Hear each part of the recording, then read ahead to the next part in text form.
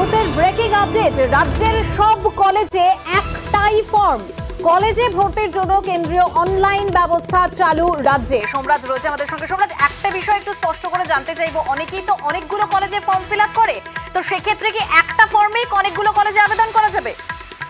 হ্যাঁ দেখো, একদমই একটি মাত্র ফর্মের মাধ্যমে ছাত্রছাত্রীরা স্নাতক স্তরে ছাত্র ভর্তির জন্য যে কোনো কলেজের ক্ষেত্রে আবেদন করতে পারবেন। এই মর্মে নির্দেশিকা জারি করেছে রাজ্যের উচ্চশিক্ষা দপ্তর।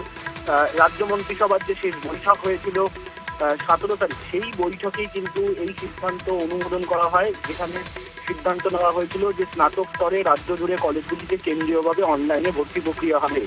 সেই কেন্দ্রীয়ভাবে অনলাইনে ভর্তি প্রক্রিয়ার আজকেই কিছুক্ষণ আগে রাজ্য উচ্চশিক্ষা দপ্তরের তরফে নির্দেশিকা জারি করা হয়েছে। সেই নির্দেশিকায় বলা হয়েছে একটি মাত্র পোর্টালের মাধ্যমে ছাত্রছাত্রীরা যে কোনো কলেজ বা বিশ্ববিদ্যালয়ের জন্য আবেদন করতে পারবেন স্নাতক স্তরে। তবে এক্ষেত্রে যারা মূলত স্বয়ংশাসিত কলেজ বা বিশ্ববিদ্যালয় বা যেগুলি মাইনরিটি শিক্ষা প্রতিষ্ঠান, সেগুলিকে আওতা থেকে বাদ রাখা হচ্ছে এবং এই পোর্টালের মাধ্যমে আবেদন করতে পারবেন, তাদের নিজেদের পছন্দ মতো কলেজের চয়েস দিতে পারবেন ছাত্রছাত্রীরা।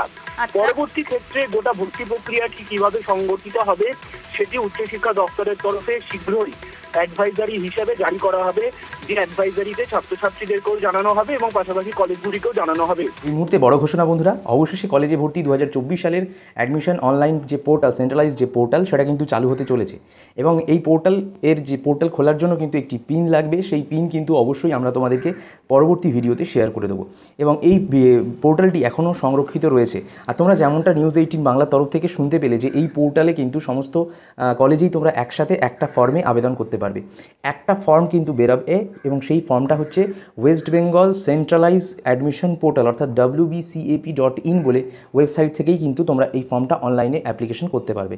আর এই ওয়েবসাইটের লিঙ্ক অবশ্যই তোমরা যদি জানতে চাও বা চেয়ে থাকো, তাহলে অবশ্যই আমি তোমাদেরকে এই ভিডিও স্ক্রিনে দিয়ে দিচ্ছি এবং এর পাশাপাশি তোমাদের এই ভিডিওর ডিসক্রিপশন বক্সে এবং কমেন্টে দিয়ে দেবো। তোমরা সেখান থেকে ক্লিক করে ঢুকে যেতে পারবে। এখনও তো সেন্ট্রালাইজ অনলাইন পোর্টাল যেহেতু ওপেন হয়নি, সেহেতু আমি তোমাদের যে লিঙ্কটা দেবো সেই লিঙ্কে ক্লিক করে তোমরা পরবর্তীকালে যখন ওপেন হয়ে যাবে তখন কিন্তু দেখতে পাবে। এখন লিঙ্কটা কপি করে রেখে দিতে পারো তোমাদের হোয়াটসঅ্যাপে বা অন্যান্য নোটপ্যাডে রেখে দিতে পারো। এর পাশাপাশি তোমাদেরকে বলি যে বিএ, বিএসসি, বিকম ব্যাপারটা কি। বিএ হচ্ছে যারা আর্টস নিয়ে পড়াশোনা করেছো, পরবর্তীকালে গ্র্যাজুয়েশন করবে, আন্ডার গ্র্যাজুয়েট, তাদেরকে বিএ বলা হয় অর্থাৎ ব্যাচেলার এডুকেশন। আর বিকম হচ্ছে ব্যাচেলার অফ কমার্স অর্থাৎ যারা কমার্স নিয়ে পড়াশোনা করেছো 11-12 কলেজে গিয়ে কমার্স নিয়ে পড়বে হায়ার স্টাডিজের জন্য, ইউজির জন্য। আর যারা বিএসসি হচ্ছে ব্যাচেলার অফ সায়েন্স অর্থাৎ যারা সায়েন্স নিয়ে পড়াশোনা করেছো 11-12 এবার এখন হায়ার স্টাডিজ করবে বা ইউজি আন্ডার গ্র্যাজুয়েট কোর্স করবে সায়েন্স নিয়ে, তাহলে তাদের জন্য বিএসসি। তাহলে বুঝতে পারলে। এবার আমি তোমাদেরকে বলি, অনেকে সায়েন্স নিয়ে পড়াশোনা করেছো, অনেকের খারাপ রেজাল্ট হয়েছে, তারা তাহলে কি বিএ বা বিকমে ভর্তি হতে পারবে না? একেবারেই ভুল কথা। তারা বিএ এবং বিকম দুটো ক্ষেত্রেই ভর্তি হতে পারবে। এবার অনেকে বিকম কমার্স নিয়ে পড়েছিল, তারা বিকম করবে না বলে ঠিক করেছে, কিন্তু তারা বিএসসি করতে পারবে না, তারা বিএ কিন্তু করতে পারবে অর্থাৎ ব্যাচেলার এডুকেশন কিন্তু করতে পারবে আর্টসের ক্ষেত্রে। তো সায়েন্স থেকে কিন্তু কমার্স ও আর্টস দুটো ক্ষেত্রেই আসা যায় 11-12 পর কলেজে। কিন্তু 11-12 যদি তুমি কমার্স নিয়ে পড়ে থাকো তাহলে শুধুমাত্র তুমি আর্টসেই যেতে পারবে, সায়েন্সে যেতে পারবে না। আর যদি তুমি শুধু আর্টস নিয়ে পড়ে থাকো তাহলে কমার্স ও সায়েন্স এই দুটোতেই তুমি যেতে পারবে না, ঠিক আছে? আর অবশ্যই তোমাদেরকে বলে দিই, যেমনটা সেমেস্টার ওয়াইজ চেঞ্জ হয়েছে, 3 বছর হয়েছে পাস কোর্স, 4 বছর হয়েছে অনার্স কোর্স। 3 বছর মানে হচ্ছে প্রতি বছরে 2টি করে সেমেস্টার, টোটাল 6টা পরীক্ষা। আর 4 বছর মানে হচ্ছে টোটাল 8খানা সেমেস্টার, টোটাল 8টা পরীক্ষা। তো এই হচ্ছে আপডেট। প্রতিটা সেমেস্টারের পরীক্ষার যে পড়ার সময় সেটা হচ্ছে 6 মাস করে, 6 মাস করে যদি 1 বছরে ধরি, 1 বছরে 6 মাস 6 মাস 12 মাস, অর্থাৎ 1 বছরে 2টো করে সেমেস্টার থাকছে। পাস কোর্স 3 বছরের, অনার্স কোর্স 4 বছরের, এটা হচ্ছে মুদ্রা কথা। কিন্তু এর পরবর্তীকালে যখন তুমি পিজি করবে পোস্ট গ্র্যাজুয়েশন করবে, সেটার ক্ষেত্রে কিন্তু আলাদা হবে।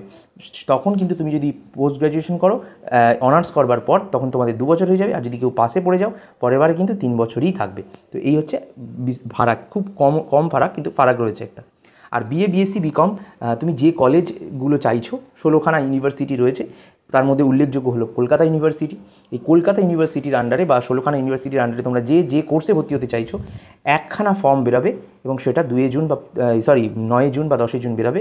এবং সেই একখানা ফর্মের মধ্যে তুমি যে কটা কলেজ, 5টা 6টা 7টা সব কলেজের নাম পরপর লিস্ট করা রয়েছে, তুমি সিলেক্ট করে নেবে, ঠিক আছে? এবং সাবজেক্টও তার নিচে চুজ করতে পারবে একটা ফর্মের মধ্যে, এবং সেটাই বের করবে। 4-5 পাতার একটা ফর্ম হবে, সেটা ফিল আপ করার পর অনলাইনে প্রিন্ট আউট করে বের করে নেবে। এই হচ্ছে তোমাদের স্টেপ বাই স্টেপ সমস্ত ডিটেলস বলে দিলাম। এবার নতুন কোনো আপডেট এলে এবং পিনটা জানলে, ঠিকমতো সঠিক জিনিস জানলে, তবেই তোমাদের সাথে শেয়ার করব কলেজে ভর্তির কোনো তথ্য, ঠিক আছে, আজকের মতো এইটুকু ইনফরমেশন, পরবর্তী ইনফরমেশন পেলেই তোমাদের সাথে শেয়ার করছি। ততক্ষণ তোমরা খুব ভালো থেকো, ভিডিওটা একটু শেয়ার করো বন্ধুদের মধ্যে। সব মিলিয়ে দীর্ঘদিন ধরে রাজ্য যে পথে হাঁটতে চাইছিল, অর্থাৎ কেন্দ্রীয়ভাবে অনলাইনে ভর্তি প্রক্রিয়া, সেই কেন্দ্রীয়ভাবে অনলাইনে ভর্তি প্রক্রিয়া নির্দেশিকা জারি করা হলো। বেশ। 2023-24 অর্থাৎ চলতি শিক্ষাবর্ষ থেকে এই নির্দেশিকা কার্যকর হচ্ছে এবং এর জন্য ছাত্রছাত্রীদের শুধুমাত্র একটি মাত্র ফর্ম পূরণ করতে হবে।